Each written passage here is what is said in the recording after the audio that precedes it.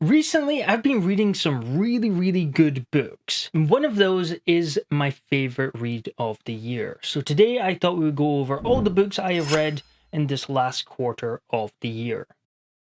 Starting with The Devils by Joe Abercrombie. Overall, I love The Devils so much. It is a ton of fun. It feels like a quest fantasy. There's a really interesting cast of characters. At the start, I was wondering how he was going to manage to juggle this fairly large cast and make them all kind of interesting. And I did find at the start a couple of them kind of fell off and they weren't that interesting. However, I think Joe Abercrombie did an incredible job of making them interesting throughout the plot. We got so many small moments with these characters and kind of the dynamic between this found family party that are stuck on this quest, and just a lot of these small moments, the kind of campfire moments you expect in these type of quest fantasy books, were just really wholesome. This is definitely funnier than Joe Abercrombie's other work. There's a lot of really funny moments in this, and I'm always wary to say that because I feel like when you mention this really funny book, people are put off and feel like it's just constant jokes.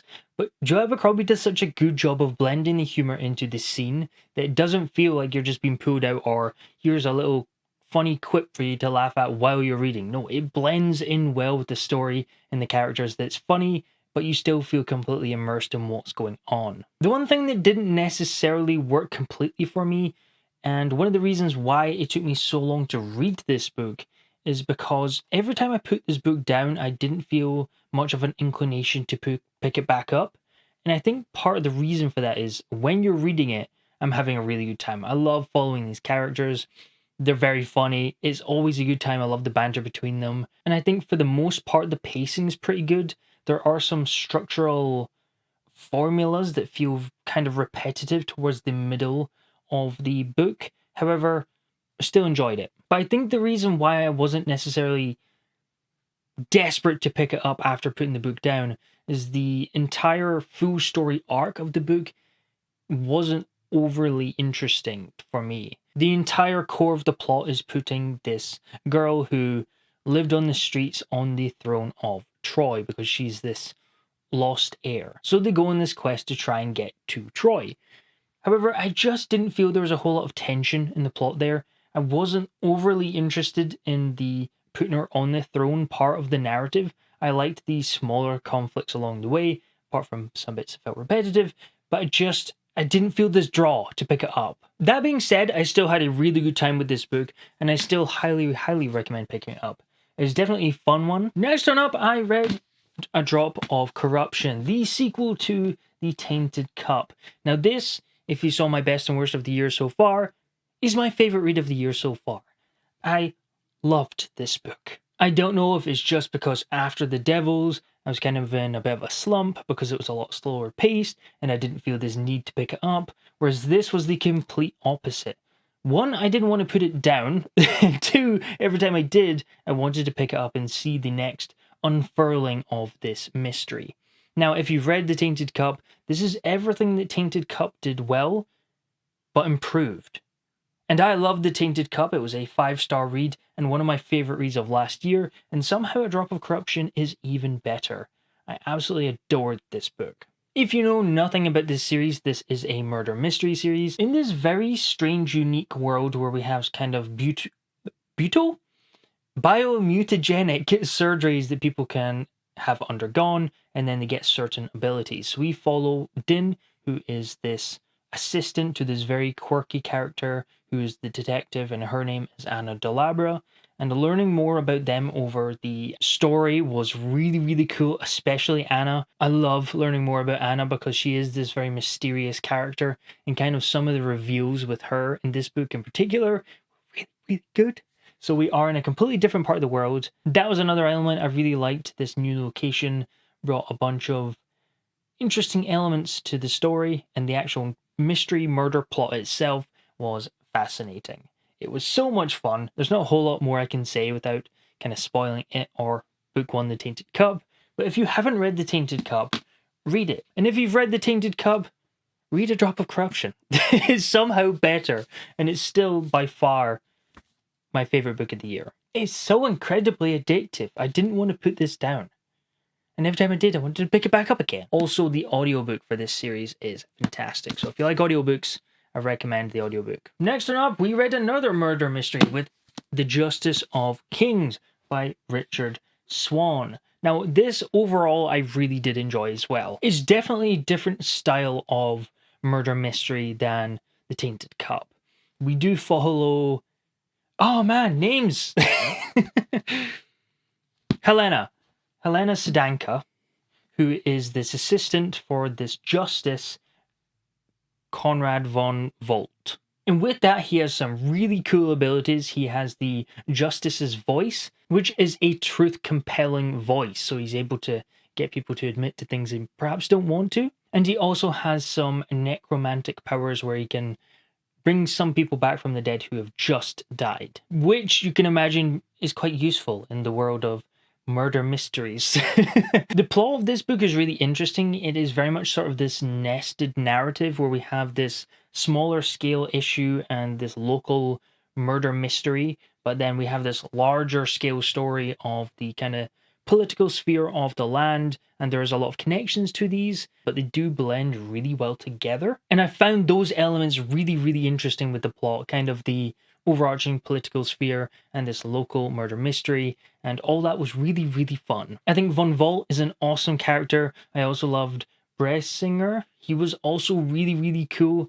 My complaints do come in a little bit with the main character, Helena Sedanka. She did some things that I just don't believe her character would do given her backstory in this book. She did live on the streets before becoming this assistant, and she still is a bit like this petulant child that there was a confrontation early on and she storms out crying and runs to people to chat about it, and there are some things that she did that didn't jibe with her character for me in my head. And there is a romance subplot. It's very minor, and there's only a couple scenes that really explore that, but it just felt so quick. And that whole section just didn't work for me at all. Now, Helena is young in this book. I think she's 19, but she does in some scenes just seem even younger than that. So kind of when I got into those scenes, they didn't jive very well with me, especially the romance stuff. The romance stuff I didn't like that at all. However, I still really enjoyed the plot and the rest of the characters, and I do think because she's very young in this first book, the book 2 and 3 she'll be a wee bit older, and we won't run into these same over-dramatic reactions. And the world and the overarching political machinations that's going to play out in the next 2 books have me really, really intrigued, and I do like sort of the darker horror almost elements to the magic system and the world, and I believe that's explored even more in the second and third books. So those elements were really, really cool. I've not really talked about them much here because I do think it's something that should be experienced. So I'm definitely going to continue on to book 2 and 3. It's just some minor gripes with some of the characterization with the main character. Funnily enough, this next one kind of has the same complaints.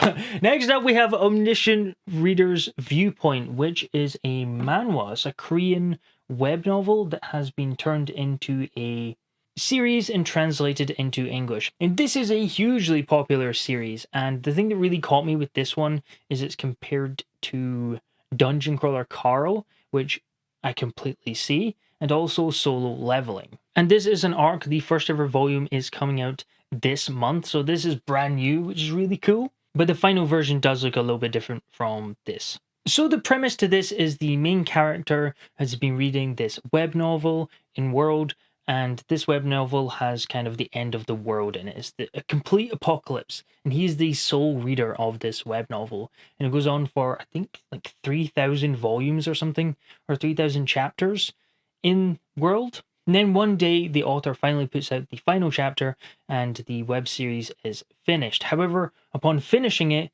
the events of this web novel start to come true when the end of the world starts happening. And this is where we fall into kind of the Dungeon Crawler Carl elements that feel very aliens come down and they set up these tasks called scenarios for these people who are stuck in the world to try and survive. It's also a bit like Alice in Borderlands, if you've ever seen that.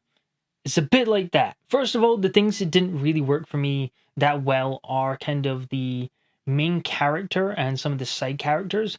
I feel like he's kind of unnecessarily edgy in some and angsty in some of the scenes. There were scenes where a character did something or started to do something and stopped, and it just didn't make sense to me. Such as one of the side characters was just about to question the main character about why he understood so much of what he does understand, which we know as a reader is because he's read it all before, but then she stops halfway through and decides not to ask him that. And I cannot think of a good reason why she would just go, oh, never mind. I feel like that's something you'd want to know if you're just about to ask. Why would you suddenly stop and go, I've got more important things on my mind? And this kind of happened more than once. I do find sometimes elements of the story or certain character interactions are there or withheld just to further the plot or keep some sort of tension or not tell the reader about something. And those kind of bothered me a wee bit because there was a few. However, the elements I really liked about this is definitely the world building and the plot. And this concept of him having already read it and kind of knowing what's happening, such as the characters from the web novel that he read are now in real life. So he knows these people. And having that dynamic makes for really interesting choices. He's kind of, because he knows what type of person this is, even though they've just met, he's able to make these decisions on who he wants to be friends with and who he wants to avoid. And some of the workarounds and things he does to survive these scenarios and make them different from the web novel, because now he's there, he doesn't want to die, even though he knows in that situation in the web novel, everybody dies. So having him there and having that knowledge does make a really interesting plot element, and him just trying to find ways around it is just a really fun way to deal with these strange challenges. So this was fun just for something a little bit different, but also still tied to stuff I really, really like because I love Dungeon Crawler Carl so much. It's also a very fast read. This is only 250 odd pages. However, some of the pages do have these black boxes around like announcements from this alien entity that's kind of controlling things. So it does make this a really fast read, which is quite fun. And if you are looking for more anime-styled Dungeon Crawler Carl with sort of Alice in Borderland vibes, this would definitely scratch that itch. And we are still reading Sun Eater over on Discord. Technically, by the time this video goes out, I should be on Kingdoms of Death, but as of right now, I am reading Demon in White. Now, I've not finished it. This is my current read. However, I'm really having a good time with it. I think my biggest complaint with Sun Eater so far is just some of the pacing in the slower sections sometimes are a wee bit slow for my liking. However, I feel like the pacing in Demon in White is the best so far. I don't know how far I am through it. Maybe halfway? Something like that. Swapping between the audiobook and the physical, so it's hard to tell. But the pacing is definitely an improvement over Howling Dark so far. Even in these slower scenes, I'm just a lot more interested in what's going on. I'm also amazed how I've only read 2.5 books of this series and novella, and how I already feel like I'm completely enveloped in this world, completely immersed, and like I've been reading it for a long time. I think it's because this series covers such a long time. There are hundreds of years that spread across these books. And because of that, and because you can see the changes in the characters over these times and just how much they go through and how it affects them now, it just makes this feel like such a grand, epic story. And I'm really feeling that in this third book. Just some of the references, even to the end of Howling Dark and the titular scene that is about the Howling Dark and how that is kind of affecting Hadrian and affecting his choices, and him having arguments with some of the crew and Valka about it just because he's a different man. That I'm just loving so much. I'm really, really enjoying this one. I do think it's probably going to be my favorite so far. Depends how the ending is, because the ending of Howling Dark is so good. But yeah, I am loving every second of this. And Christopher Ruocchio's prose style, his writing, is just so beautiful. It's just such a good time to read. And the Demon of Array, that whole sequence there was awesome. That was so almost creepy. It was almost kind of cosmic sci-fi horror elements with that segment there. That was really, really cool. And for the most part, that is all that I have read or have been reading. Like I said, I did pick up a couple other books and start reading it, and it just didn't jibe. And I'm not even sure it was the book's fault. I just think I've just been in a bit of a reading slump recently.